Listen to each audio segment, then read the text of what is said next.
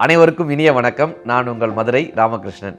நம்ம வாழ்க்கையில் நம்மை சுற்றி இருக்கக்கூடிய மக்களை அங்கீகரிப்பதன் மூலமாக, நமக்காக தன் வாழ்க்கையை அர்ப்பணித்தவர்களை நேசிப்பதன் மூலமாக, நம் வாழ்க்கையை வடிவமைப்பவர்களை கொண்டாடுவதன் மூலமாக இந்த நாளை இனிய நாளாக மாற்றிவிட மாட்டோமா என்கிற ஒரு மிகப்பெரிய முயற்சி தான் இந்த நிகழ்ச்சியினுடைய ஒரு மாபெரும் நோக்கம். சமீபத்தில் நான் ஒரு புத்தகம் படித்தேங்க. அக்காக்கள் வாழ்ந்த வீடு அப்படின்ற ஒரு அற்புதமான புத்தகம்.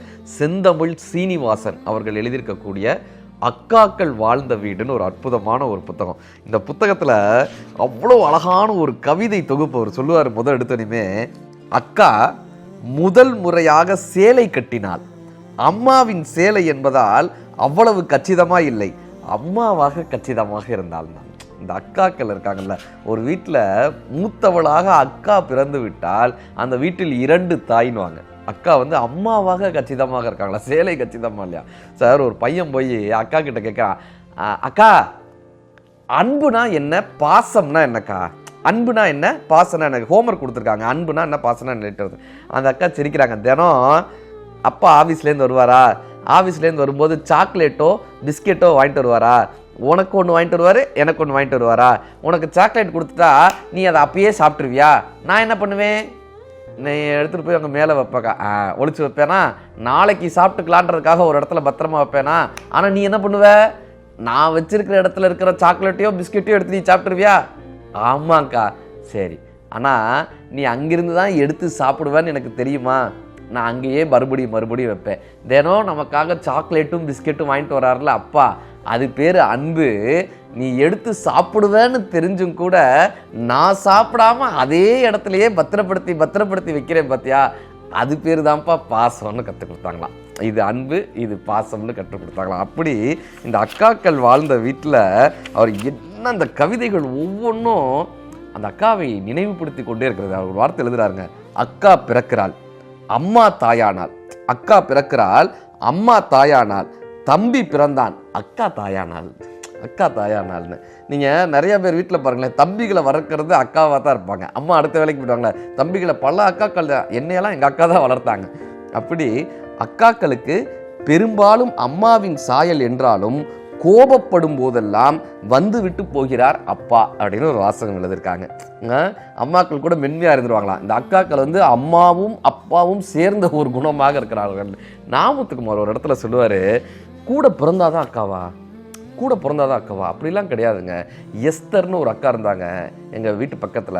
எங்களை அவங்க தான் சர்ச்சுக்கெலாம் அழைச்சிட்டு போவாங்க. நாமத்துக்குமார் எழுதுறாரு, அணிலாடு மூன்றில் எழுதுறாரு. அவங்க தான் எங்களை சர்ச்சுக்கெலாம் அழைச்சிட்டு போவாங்க. சின்ன வயதுலேருந்து என்னை ரொம்ப கண்டிப்போட வளர்த்தாங்க. ஒரு முறை இவர் ஒரு தேநீர் கடையிலேருந்து புகைப்பிடித்து கொண்டு இருக்கிறாரு. எஸ்தர் அக்கா அதை பார்த்துட்டு போயிட்டாங்க. அதுக்கப்புறத்துலேருந்து இவர்கிட்ட பேசவே இல்லை. இவரை பார்த்தாலும் பேசவே இல்லை, முறைச்சிட்டு போயிடுறாங்க.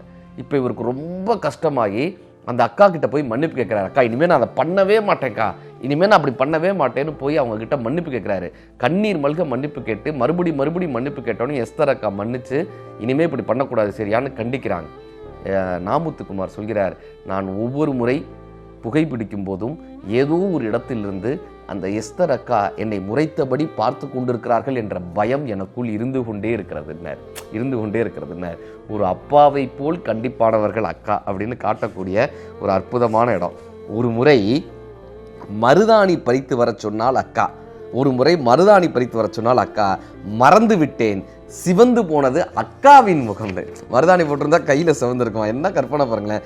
அக்காளுக்கு பெரும்பாலும் அம்மாவின் சாயல்தான் என்றாலும் கூட கோபப்படும் போது வந்துவிட்டு போகிறார் அப்பா. அம்மாக்களுக்கான மாற்றை அக்காக்களை வைத்து நிரப்பிய கடவுள் விழி புதுங்கினார், அக்காக்களுக்கு மாற்று தேடி. என்ன வாசகம் பாருங்களேன். அம்மாக்களுக்கான மாற்றை கொடுத்துட்டாராம் அக்காவா, அக்காவுக்கு யார் மாற்று அப்படின்னு கேட்டக்கூடிய அந்த இடமாக இருக்கட்டும். அரிசி உலை வைக்கும் போது தெரியாமல் விழுந்த சிற்றெரும்பை சிதைக்காமல் எழுந்துவிடும் அக்காவின் அன்பில் இருக்கிறது அந்த வீரம். எறும்பு கூட சிதைஞ்சிடக்கூடாதாங்க. ஒரு மாங்கனிக்கு பிரிந்து விட்ட அண்ணன் தம்பி உறவில் ஒருவேளை அக்கா இருந்திருந்தால் சாறு பிழிந்து கொடுத்திருப்பாள், பிரச்சனை திப்பியை கலகமுனிக்கே திருப்பி தந்திருப்பாள்னு. இந்த ஞானப்பழத்திற்காக அண்ணன் தம்பிக்கு சண்டை வந்துச்சுல, ஒரு அக்கா அங்கே இருந்தாங்கன்னா எப்பா அதை கொடுப்பான்னு ஒரு சாறு பிழிஞ்சு 2 பேருக்குமா பகிர்ந்து கொடுத்துருப்பாங்களாம். அக்கா வாசல் திளித்து கோலம் போட்டால் அது தெருக்கவிதை, அக்கா வாசல் தெளித்து கோலம் போட்டால் அது தெருக்கவிதை, துளசி மாடத்தை சுற்றும் போது மரபு கவிதை, ஸ்கூட்டியை ஓட்டும் போது புது கவிதை, அன்பு தோய்ந்த வார்த்தைகள் உதிர்க்கும் உதடுகள் ஹைக்கூ கவிதை, பாத்திரங்கள் கழுவுகையில் வரும் வளையோசை கஜல் கவிதை, தூக்கம் வர சொல்லும் துணுக்குகள் விடுகதைகள், தூக்கம் வராமல் செய்யும் கணுக்குகள் சிறுகதைகள், அவள் இட்டு கட்டுவதெல்லாம் இதிகாசங்கள், கஞ்சாடை பேச்சுக்கள் எல்லாம் காப்பியங்கள்னு அக்காவினுடைய சிறப்பு. தம்பிகள் நடைவண்டியில் 4வது சக்கரமாய் இருக்கிறார்கள் அக்காக்கள்னு இந்த அக்காக்கள் வாழ்ந்த வீடு முழுவதும் அக்காக்களை கொண்டாடக்கூடிய ஒரு புத்தகமாக அமைஞ்சிருக்கு. நாமுத்துக்குமார் சொல்லுவார், அக்காக்கள், அவர் வீட்டு பக்கத்தில் ஒரு அக்கா இருந்திருக்காங்க, அணிலாடு மூன்றில் எழுதுறாரு. அவங்க வீட்டு பக்கத்தில் ஒரு அக்கா, அந்த அக்காவோட தான் இவர் எப்பயுமே பள்ளிக்கு போகும்போது அவங்க கையை பிடிச்சிக்கிட்டே போவார். ஒருத்தர் அந்த அக்கா கிட்ட தினம் ஒரு லெட்டர் நீட்டிகிட்டே இருக்காங்க. ஒரு நாள் இவர் தனியாக வரும்போது இவரை பிடிச்சி உங்கள் அக்கா கிட்ட இந்த லெட்டரை கொடுத்துட்றா அப்படின்னு அந்த லெட்டரை கொடுத்து விட்றாங்க. இவர் என்ன பண்ணுறாரு, அந்த அக்காட்ட போய் அந்த லெட்டரை கொடுக்குறாரு. இப்போ அவங்க அந்த லெட்டரை படித்து பார்த்துட்டு திட்டுறாங்க. இவனுக்கு நான் என்ன சொல்கிறது, அவன் என்னை காதலிக்கிறேன்னு சொல்கிறான் அப்படின்னு சொல்லி அவனை திட்டுறாங்க. இப்போ நாமுத்துக்குமார் சொல்றாரு, அக்கா நீ முடியாதுன்னு சொல்லுக்கா, அதெல்லாம் நான் முடியாது, உன்னெல்லாம் கல்யாணம் பண்ணிக்க முடியாதுன்னு சொல்லுக்கா அப்படின்னா அந்த அக்கா சொல்லிட்டாங்க, பாவண்டாவன் அப்படி எப்படிலாம் சொல்ல முடியும், பாவண்டாவன் அப்படின்னாங்க. நாமுத்துக்குமார் எழுதுகிறார், பாவம்டா அவன் என்று சொல்லும் போதே அந்த பையனை அக்காவுக்கும் பிடித்திருக்கிறது என்பது எனக்கு தெரிந்தது. 3 மாதத்தில் அந்த அக்காவுக்கு யாரோடையோ கல்யாணம் வச்சுட்டாங்க. இவங்க அப்பா அந்த கல்யாணத்தை கூட்டு போகிறாரு. நாமத்துக்குமார் ஐயா அவர் சின்னவராக இருக்கும்போது அவங்க அப்பா அந்த கல்யாணத்தை கூட்டு போகிறாரு. இவரை பார்த்தோன்னே முத்து மேலே வா அப்படின்னு அந்த அக்கா ஒரு வாஞ்சையோடும் அன்போடும் நாமத்துக்குமாருடைய கைகளை பிடித்து கொள்கிறாங்க. இப்போ அவர் சின்ன பையனில் அந்த அக்காவோட கையை பிடிச்சி பார்க்குறாரா, அவங்க கர்ச்சீப் நனைஞ்சிருக்கு. எல்லாரும் சொல்கிறாங்க, கல்யாணத்தில் வேர்வையில் அந்த கர்ச்சீப் நனைஞ்சிருக்கணும். நாமுத்துக்குமார் எழுதுகிறார், அது வேர்வையால் நனைந்த கைக்குட்டை அல்ல, அந்த அக்காவின் கண்ணீரால் நனைந்த கைக்குட்டை. அந்த கண்ணீர் ஏன் வந்தது என்று ஒரு தம்பியாக எனக்குத்தான் தெரியும்னு அந்த கதையை முடிச்சிருப்பார்.